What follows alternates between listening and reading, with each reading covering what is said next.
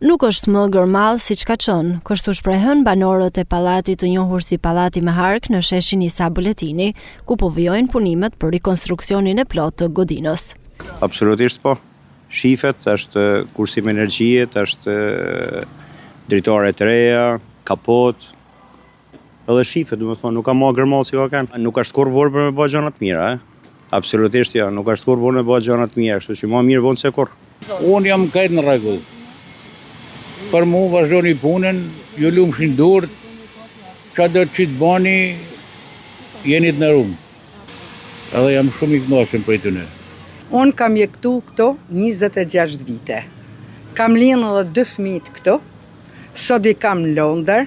Unë sinqerisht kënaqem që po bëhen me kapot, që po bëhet ky investim. Aq i mrekullueshëm sa nuk di që të tham një kënaqësi, bile i sillëm edhe pallatit e tham bravo i qoftë kryetarit bashkisë Benet Beci. Me sinqeritetin më të madh i flas këta fjalë. Ta kapin se na bëhet qefi që Shkodra t'jetë mirë, Shkodra të bëhet si duhet mu bë.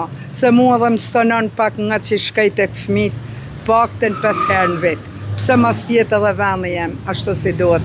Se na iken fëmijët, sinqerisht me të argjëna, se nuk kanë pa, nuk e harroj kur një shprehje djalit të ula, tha, në fund xhabijes, mamë si kur më kërkoshin, tha mshirë, tha pallatet.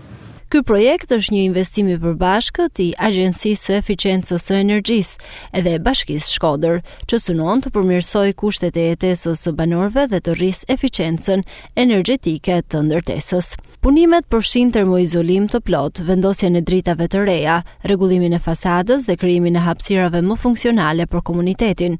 Për të garantuar përfundimin në kohë, punohet çdo ditë, edhe në fundjavë me ritme të larta dhe kujdes për detajet.